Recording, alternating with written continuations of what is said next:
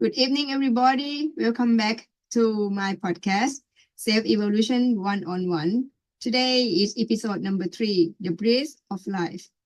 Today, I'm going to talk about breath work, purely about breath work. So, why it is important to know about the breath work? Because we are breathing every day, right?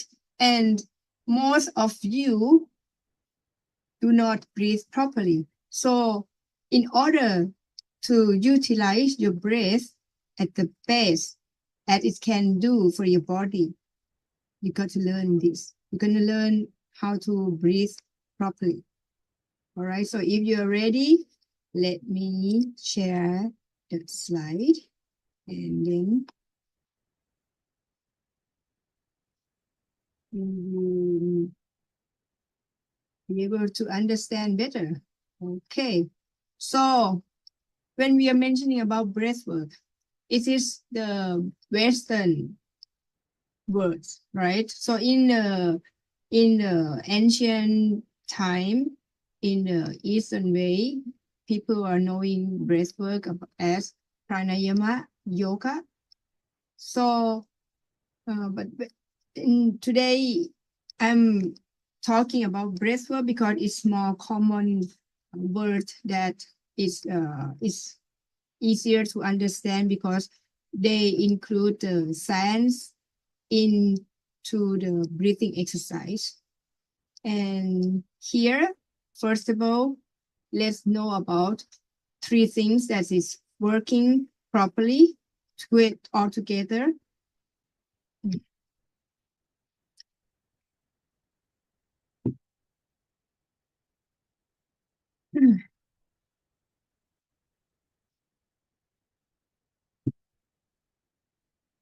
So, what is breath work? When we talk about breath work, the ancient yogis would say, well, they know this long time ago, and yes, they are right, and they call it pranayama. So in the Western way, we call it breath work, and it composed of science and in 3 components: biomechanics, biochemistry, and bioenergy.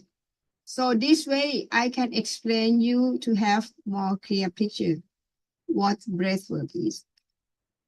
Biomechanics. When we're talking about biomechanics, we will consider our respiratory system, the movement of the lung, everything about the mechanic, the movement of the diaphragm, the movement of the intercostal muscles, a nose and mouth breathing, fast or slow breathing. These all mechanical movement.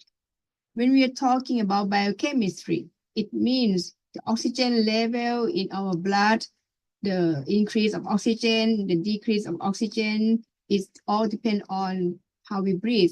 The level of the carbon dioxide as well, and the production of the nitric oxide. So some of you might not know the nitric oxide. The nitric oxide is the gas that can be produced only within our body.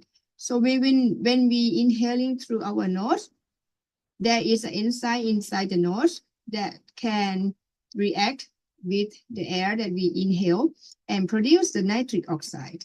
And nitric oxide is very important because its benefit is to expand our vessels.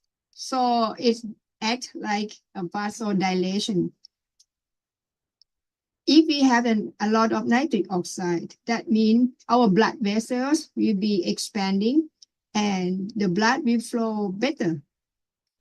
This is amazing gas, guys. So you should know how to breathe properly so that your body can produce a nitric oxide better and to balance the pH of the blood in your body. Because you know nowadays you might not know your blood pH, but if somebody in your family or your friend is getting sick very often, it can be that their blood pH is low or their blood is become acidity. So in order to balance the pH in the blood, we have to play with the level of the carbon dioxide. The more carbon dioxide we have in the blood, it means the less pH or more acidity. So there are certain type of breath work that you can reduce the carbon dioxide and increase the pH so that the blood pH return to its homeostasis. The normal or neutral pH should be around 7.0. And if our blood pH is higher than 7.3, let's say we will be very healthy and the virus cannot get in, virus cannot harm us, right? So if you are working on the breath properly, you can neutral your blood pH and you don't have to be afraid of getting viral infection because it will not survive. So other things, last but not least, here is about the red blood cells.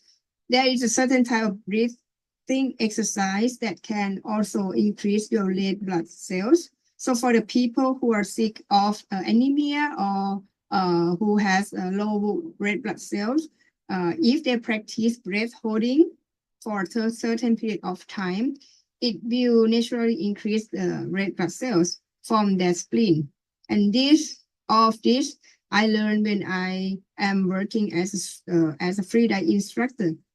And there are many free divers that have the improvement of their asthma disease during their practice free diving. Because when we have to hold our breath for a long time, what happened to us is the nitric oxide increase and is expanding the blood vessels. There's better blood circulation.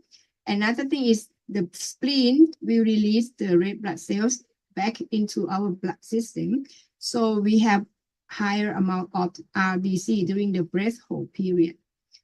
Amazing, right? So there's so many styles of breath work, but I will mention about two breathwork types here in this podcast. So the next one, when we're talking about bioenergy, why breathwork is related with our energy. Breathing exercise can stimulate the parasympathetic nervous system, which is the nervous system that leads us to the relaxation mode. And this is important because if you know how to breathe to calm down yourself in half a minute, how amazing is that? So when you're running in through the stress on a daily life or at work, you got to breathe and then suddenly your parasympathetic nervous system will be activated and you'll be more relaxed. Your blood pressure will be lower and you calm yourself down, less stress, less anxiety. Another thing which is very important is breathing. Breathe is prana, is the vital force, vital energy, or you might heard the word chi before. So when we breathe properly, our energy flow properly in our nadis or the energy channels in our body system. So this is why breathing is important and is a must. You have to learn how to breathe properly. I know that everybody can breathe, right? But to learn how to breathe properly, to learn different type of breathing techniques so that you can select which techniques you want to use for which objectives are very, very beneficial to you because it's free. You can use it every day, use it in every situations, right? So the first breathing exercise that I'm going to mention, we call it functional breathing. Actually, this word is coming from Oxygen Advantage, and I am a certified functional breathing instructor from Oxygen Advantage as well. So functional breathing, what does this mean? It means that you're gonna breathe properly, like functional, not malfunction or dysfunction, right? Because nowadays, as many people that they breathe through their mouth without knowing, without noticing themselves. And what happened is they are hyperventilating after walking or after doing exercise. and they don't know themselves, and it becomes subconscious programmed, and it becomes their habit. So this is very dangerous for them because they're increasing their heart rate. And I'm going to talk about the heart rate variability at the end of this podcast. So stay with me to the end. So functional breathing is all about breathing right from the beginning. You should breathe with diaphragm. Okay. So guys, breathing with the diaphragm means the diaphragm is like your belly, right? So you can practice very easy. Put one hand on your chest, one hand on your belly, and then when you inhale, your diaphragm should be lowering down. That means your belly should be pushed out and it's gonna expand. So when you inhale, belly expand, and exhale, belly is squeezing in. That is the movement of your diaphragm. So if you have a look at the icon here, I make it like a square. You can try to practice. Inhale, diaphragm down, belly out for 4 seconds, and then exhale, diaphragm up, the belly sucked in for 4 seconds. So inhale, 1, 2, 3, 4. Exhale, 1, 2, 3, 4. Inhale, 1, 2, 3, 4. Exhale, 1, 2, 3, 4. Okay. And your chest should not move so much. So you can also practice in front of the mirror later on. All right. So breathing with the diaphragm, the benefits is once you breathe with the diaphragm, um, your your diaphragm going down, your belly expand, and your lung capacity is improved. And that means that the air can go into your lung and touch the bottom of your lung. And of course, because it's using your diaphragm muscle, so it's gonna strengthen your core body. And there is a certain type of breath work like Kapalabhati that you can practice to inhale and exhale very fast, and it will really burn your belly fat. And with this type of breathing, it can be integrated in a certain breathing technique and reduce the asthma symptom. Right? How good is functional breathing? So this is the basic. This is like you have to, when you practice breathing exercise, all the breathing exercise, you have to breathe with your diaphragm. All right. So next one, breath work. Another benefit. Breath work can release the stored energy from trauma. So what happened when trauma happened into your life? You're going to have the automatic response by your body. You're going to either flop, freeze, fawn, flight, or fight. This is all automatic from your reptilian brain action. This is like your survival mode, right? So when trauma happened, what happened to your body? Your body stored the energy from the action that you did at that moment.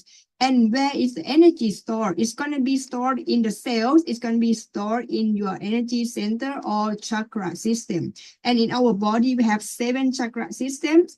And the bad energy or negative energies are going to be stored at the last 3 lower chakra, the root chakra, the sacral chakra, and the solar plexus chakra. So this store energy, this is not good. It's going to stay there for the whole life if you don't release it out. So breathing is one of the way that you can release the stored energy from that energy center, and then helping to rebalance your energy back. The other benefits of breathwork is about the consciousness. So when you know the proper technique of breathing, you'll be able to alter states of your consciousness.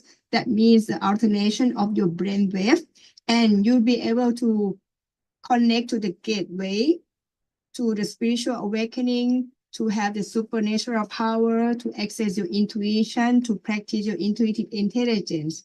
And this is how, for example, if you breathe very slow, and you will get your brainwave into theta brainwave. And this is important for hypnotherapy because hypnotherapy is the fast way, right? I mentioned in the last episode, it's a fast way for transformation.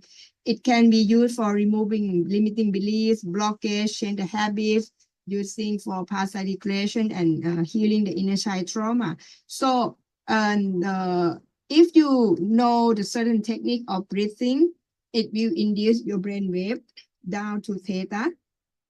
And this technique I'm going to teach you by the end of this podcast. So stay with me. Breathwork, the gateway to spiritual awakening. Guys, it's like one of the most mentioned topic recently in the last 5 years, I guess, with Dr. Joe Dispenza about breathing and pineal gland and the DMT, right? So for those who are new into spiritual awakening, when we talk about spiritual awakening in the science, and there is the relation of the brain physical thing in the brain called the pineal gland, which is locating at the middle of the brain inside. So the pineal gland, or people call it third eye. Okay, so this pineal gland is the one that is very important for us. It produces melatonin in the nighttime, and it produces serotonin in the daytime, and it's activated normally by the light. So in the morning, if our eyes get the light in, and it will stimulate the pineal gland to produce serotonin. And in the nighttime, it knows itself that there is no more sunlight, then it will start to produce melatonin. And this is our biological clock, or it's called circadian rhythm.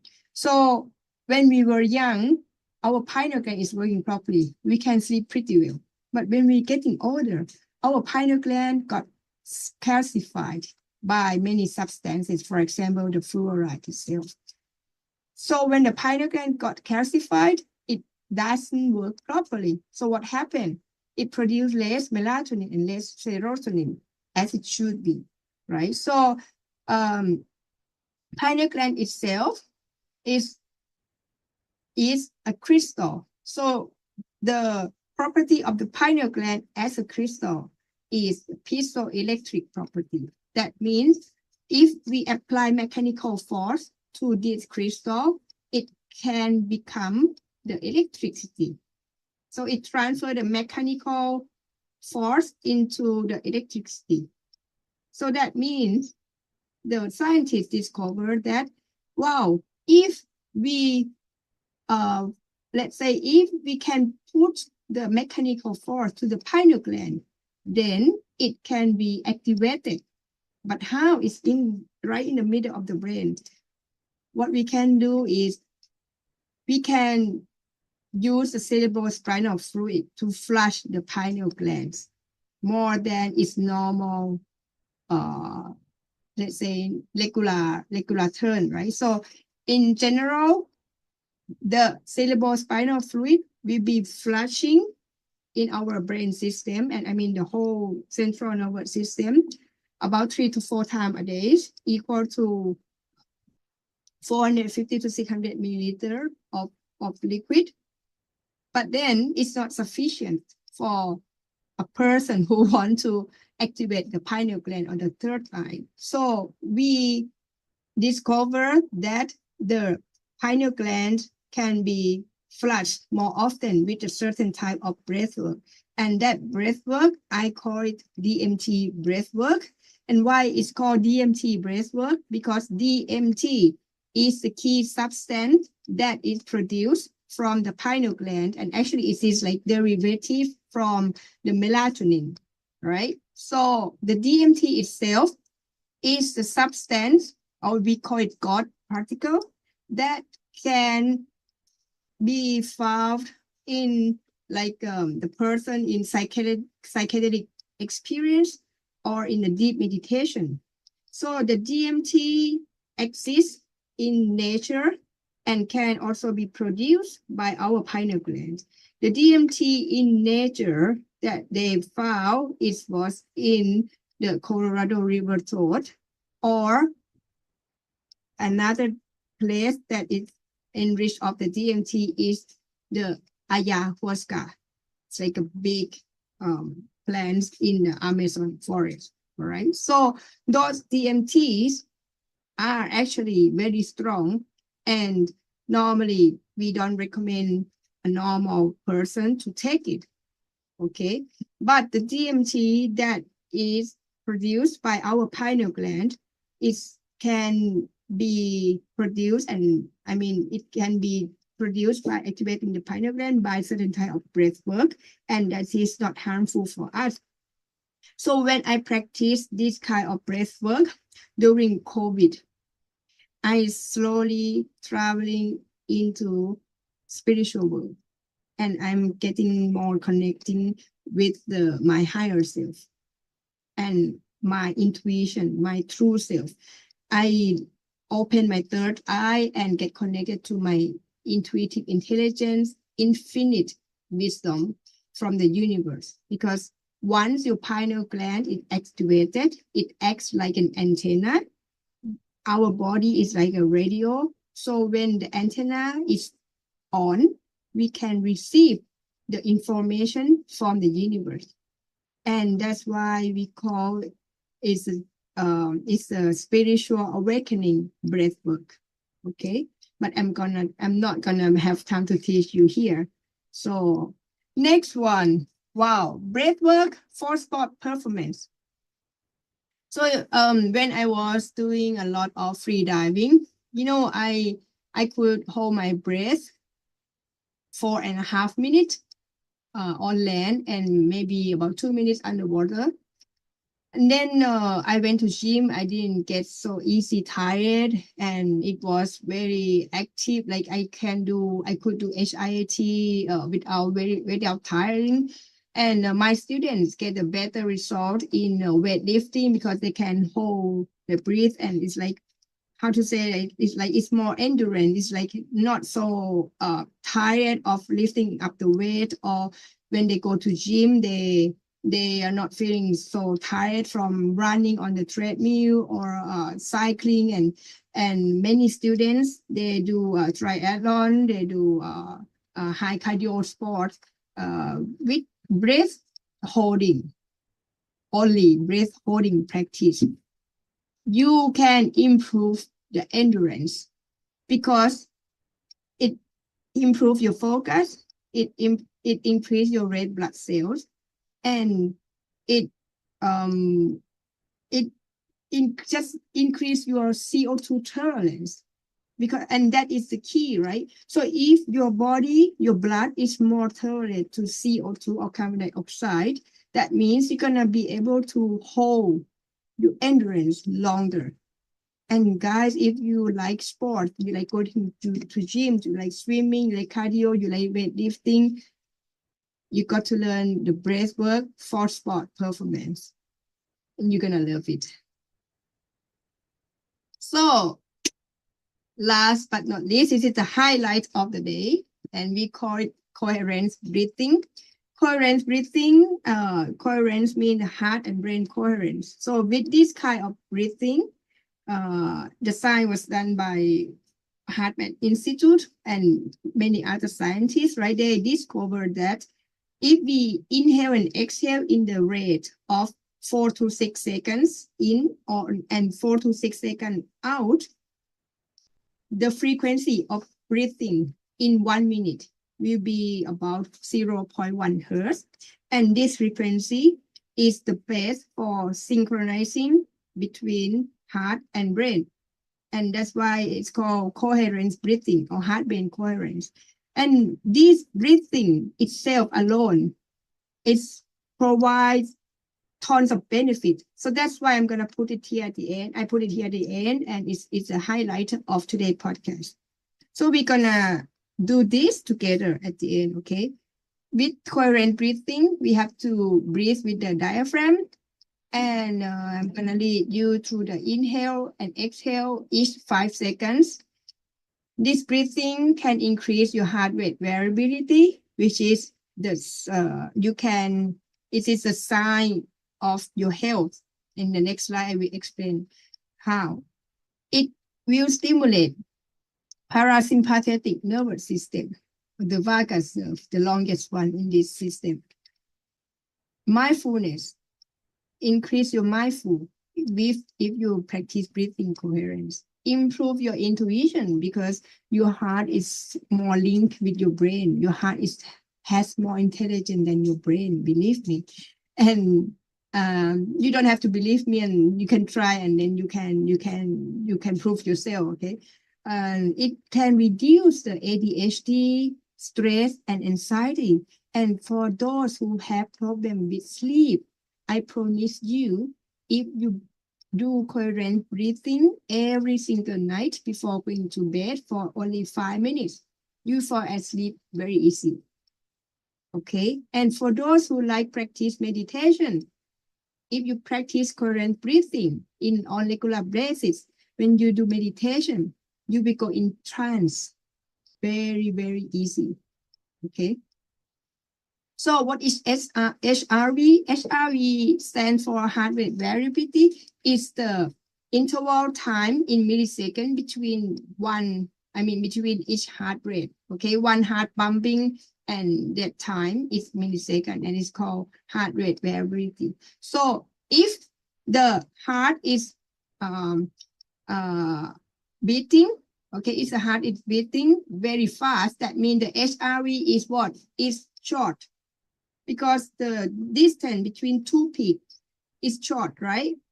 So that means what? If your heart is beating very fast, that means you might be in excited mode or survival mode, or in one of the trauma mode, flight, fight, or freeze.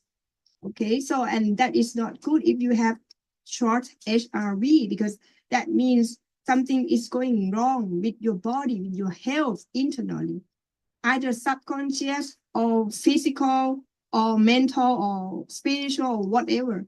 So nowadays you can use the smartwatch to track your HRV, I believe. And one of the smartwatch that you can use is here the brand Garmin. I also have that. And but I use the HRV tracker like device from the HeartMath Institute to practice and measure my HRV. So our goal is to have long HRV, like in a normal range. Okay, not like a normal range is about 50 to 60 milliseconds. I'm sorry, normal range is like above 70. Okay, but if you have like below 60, that means like your HRV is short. Okay, so you should be practice breathing in order to maintain your HRV at a high number. Okay, because then in the long run it's gonna affect your health. All right, so this is the device that I use to practice my HRV, and this is called Inner Balance. You can find it on heartmath.org. Okay, so I want to show you here that when I practice coherent breathing and use the HRV measurement tracking, my HRV was pretty low that time. It was in 2021, and it's very fluctuated from 80 to 50, and I was still reaching 50. But nowadays, my HRV is above 60. Okay, so, but I want to show you here that when I use a coherent breathing technique, I got the coherence in the high level at 100%. So this is very good tool. So you can have it at your own, for your own practice on a daily basis, 3 minutes, 5 minutes. I would say like at least 5 minutes a day, and practice breathing coherence, and you have the HRV measurement real time. That is amazing, right? But if you don't want to buy it, you can contact me, and I provide a personal coaching service with these tools. Okay. So now let's practice coherence breathing. I want you to have a look at our ball here going up the steps and going down. So in this breathing breathing frequency is going to be 4 seconds and 4 seconds, but you don't have to count, just watch. Okay. So we will start next round in 3, 2, 1, and inhale through your nose. Exhale. Inhale. Exhale. Inhale. Exhale. Inhale. Exhale. Inhale. Exhale. Inhale. Exhale. Remember to move only your belly. Inhale, belly out. Exhale, belly in. Your chest not moving. Keep doing for another minute, and then we will be done for today.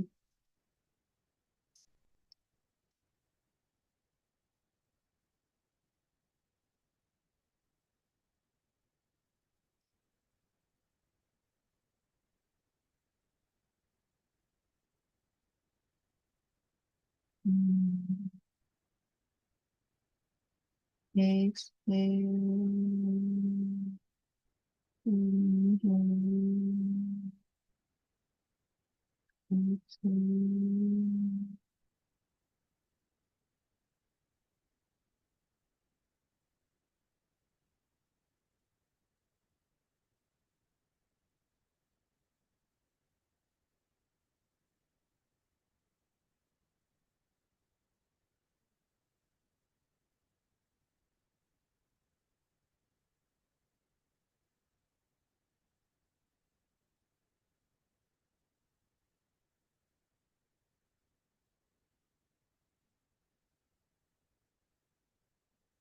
All right. I hope everybody is feeling so relaxed. Okay. Now, final. Okay, final. It's the benefit of breath work. Oh, I put the music at the wrong section. Sorry about that. But you can still hear me, right? So let me summarize the benefits of breath work. The breath work can improve mental clarity and focus. It can increase endurance and performance in athletes, enhance creativity and intuition. Being in a flow state can increase the productivity and happiness. Access a higher state of awareness and consciousness. Fast and right decision making from your intuitive intelligence can be done better.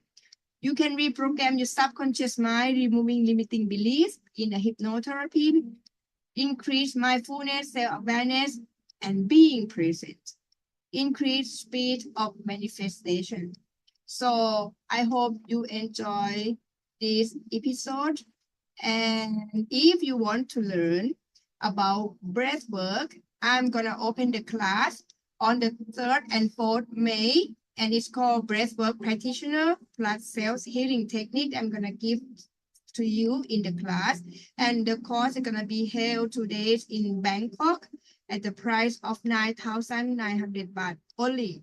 Okay, so main audience will be Thai, and if you are English speaker, you can, and if you want to learn breath work immediately, you can contact me by my LinkedIn or emails and whatever, and we can organize one-on-one coaching. Okay, so thank you for today joining me in the episode number 3, the breath of life, and I'll see you next Wednesday. Bye.